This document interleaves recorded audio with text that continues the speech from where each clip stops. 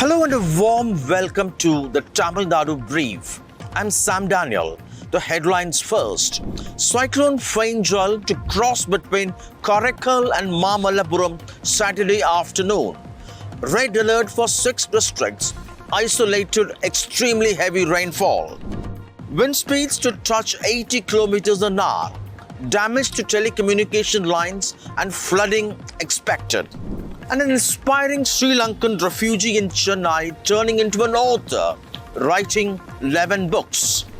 The deep depression over the Bay of Bengal has now intensified into a cyclone named Fengal, and the Met says it will cross between Karaikal and Mamallapuram, mostly near Puducherry, Saturday afternoon.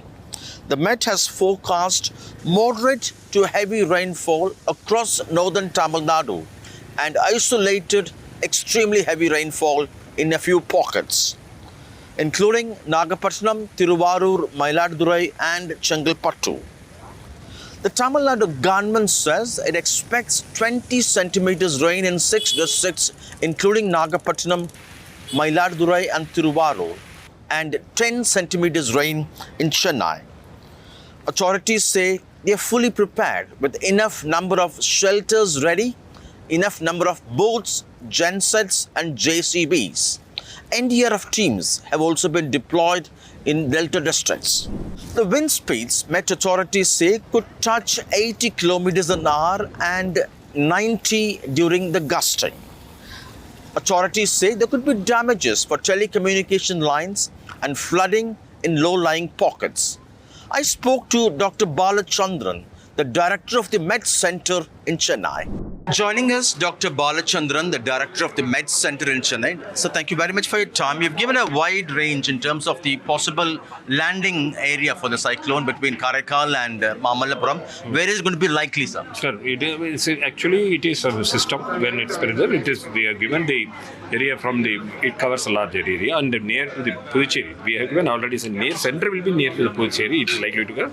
It covers from the Karaikal to Mahabalipuram. That is the system is like to cover by tomorrow afternoon. Right. What kind of a rainfall are we expecting for Chennai and coastal Tamil Nadu, sir? Usually under the influence of this system, it will not Tamil Nadu coastal district will get the fall and wind effect will be there. Right. And generally, if you see that, particularly northern Tamil Nadu, mostly many places receive moderate rainfall, but few places receive heavy to very heavy, and 1 or 2 places extremely heavy rainfall is likely to occur. All along first initially near to the coast, the coastal districts we expect that one. And as far as wind effect is concerned, wind effect is concerned 50 to 60 km, which is 70 km which is today, which will gradually increase tomorrow. As a cyclone crosses, we can expect these coastal districts, these areas, North Tamil Nadu coastal districts, from 70 to 80, gusting to 90 km. Are we expecting widespread or large-scale damages, sir? It all depends. See, the wind effect is there, rainfall is going to take place.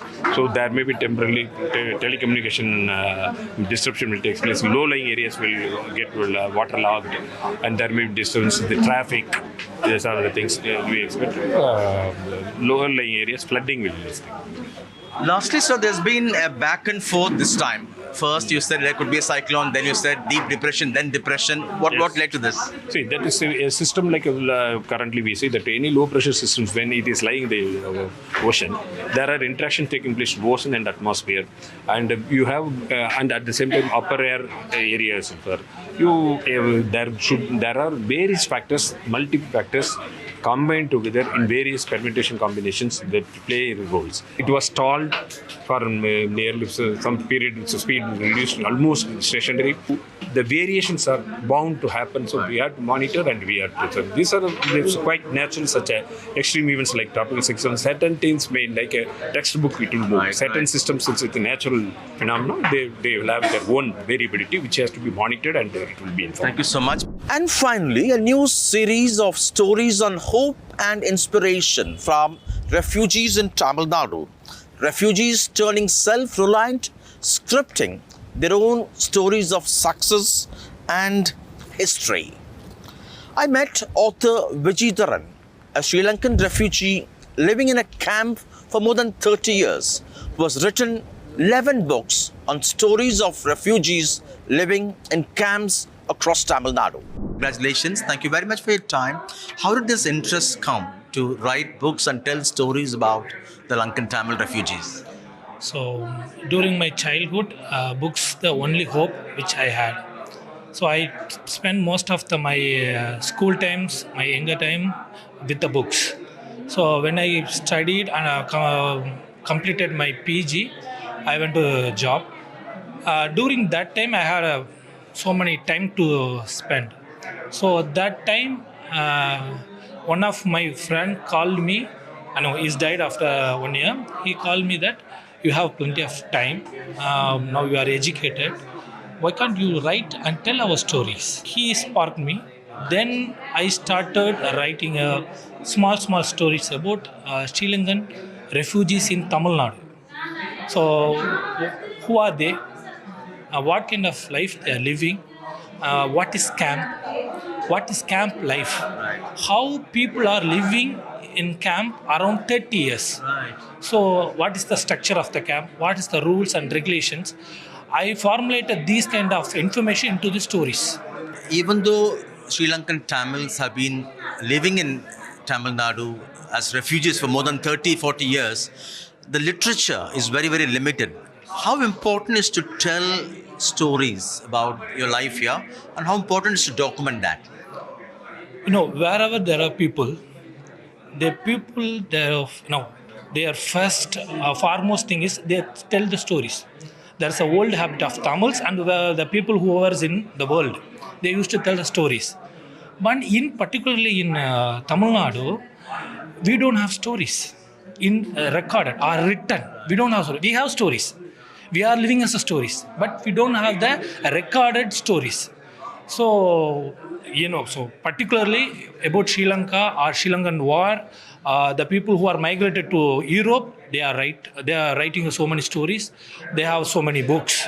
But about us, there is no recorded writings. So very few people, example Pathinathan and Jnanasuri, Saravanan and Siva, there are very few writers. So I thought that we need to tell the story very strongly to the public. Whoever read Tamils, they need to listen our stories. So we are the Tamils who are living in the Tamil Nadu as a refugees. See, we are speaking same language. We are practicing the same culture, almost similar. So we have the very similar connection from the Sangam period to now. But we are refugees in the same land almost 30 to 35 years. So people should listen, okay, we are nearby us, there are people that are speaking same language, same culture, they are living as refugees, they are marginalized, so we need to see them. So for that, I need to write. Briefly, your dream now. So I'm thinking that I am writing books regarding refugees. So I have planned to use the mainstream medias like cinema. So we need to tell the story in the big screen. So about our people. So that will be more impact to the common and wider audience. Thank you so much for your time, and refugees inspiring and motivating others, scaling greater heights. Well, that's a wrap on this Friday edition of the Tamil Nadu Brief. Hope you liked it. See you on Monday, same time. Stay safe. Goodbye.